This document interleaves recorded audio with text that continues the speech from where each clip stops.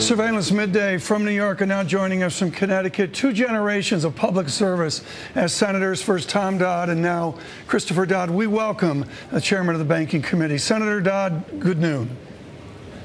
Thank you. Nice to be with you. Peter Diamond. You look at a Nobel laureate. He's having trouble in his job search in Washington. Is a Nobel Prize good enough to get yourself on the Federal Reserve Board? Well, you're beginning to wonder. Maybe very symbolic of what's the matter with Washington these days. Here's a guy. Not only is he a Nobel laureate in economics, but the subject matter that he's developed his credentials and for which he was given this the highest award you can get, I think, is in the area of unemployment. And I'm listening to some of my colleagues suggest that he isn't qualified to be on the Federal Reserve Board because he doesn't understand macroeconomics.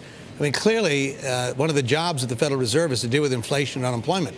And what he has written about, what he has examined, what he has researched for years, along with others, he's two colleagues with whom he's sharing this prize, has been exactly the subject matter that is the subject matter we're grappling with. What are people talking about? Senator, I asked Alan Greenspan this the other night. Let me ask you, too. Can we get back to the collegiality that we knew with Thomas Dodd? As you leave Washington, can we get back to what your father knew?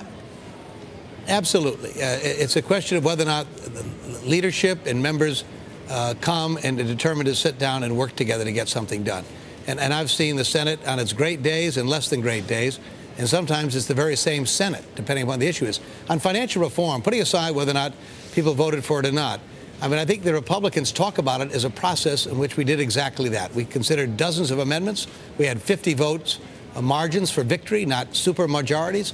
I invited Republicans to be a part of the drafting of the legislation as well as a committee chairman. So there are ways in which you can do this, in which you can invite the membership to be part of the decision-making process. People like Olympia Snowe, Susan Collins, right.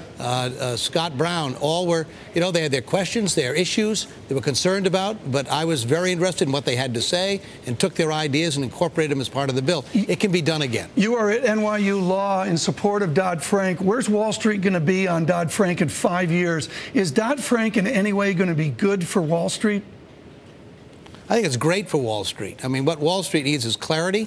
They need certainty, and they need a structure in which they can operate. And it needs not only to have Wall Street get it right, but one of the things we've done with this legislation, I hope, is to establish some global harmonization of rules so that we don't have people running all over with sovereign arbitrage, as I call it, where, as I recall, and you recall, in January of 2007, everybody coming to me and saying, well, if you don't deregulate, we're all going to go to London. Well, what we've learned in London is they were being told the same thing. If you don't deregulate, we're all going to New York. I mean, I don't think in the 21st century that it's anybody's interest that you have that kind of race to the bottom that Arthur Burns used to talk about. I want to get through two ideas here. Foreclosure, Senator Dodd. Bring up this chart, if you would, Rex. Senator, I was stunned. I mean, I know what I'm talking about, and I didn't realize how ugly this chart was. Foreclosures as a percent of loans is just huge. What can we do about this as we go into 2011? Well, let me say what I think is sort of happening is sort of the right track, and maybe a little different viewpoint. I understand the politics of this issue. We're 20 days away from a very important election, and obviously when a lot of people losing their homes, or we hear stories about people being pushed out of their homes where that should not have happened at all, has to stop. But I'd be reluctant about calling for a national moratorium across the board. There are lending institutions which are doing a very good job, and where these examples of people being pushed out are not occurring. So I would not urge my colleagues to do that. I encourage these lending institutions, as I think many of them are, get through this process quickly. The longer you hang around with this thing, the more damage you can do to the housing market in the United States. I'm going to have a hearing on November 16th on the very subject matter to determine what steps, if any, Congress ought to be taking. My hope is by a month from now, we'll have greater clarity on this. Goes on too long, really hurts the country. Right. In the 45 seconds I've got left with you, Senator Dodd, retirees in America are getting killed with low interest rates. Is the Fed policy and quantitative easing, is that benefiting the wealthy and killing retirees with those low CD rates? Well, it's a great point, and I saw where the newest member of the Federal Reserve gave a speech. Governor Yellen the other day talked about the dangers of having too low an interest rate for a long time. She was talking about something else, but I think your point is well worth taking as well.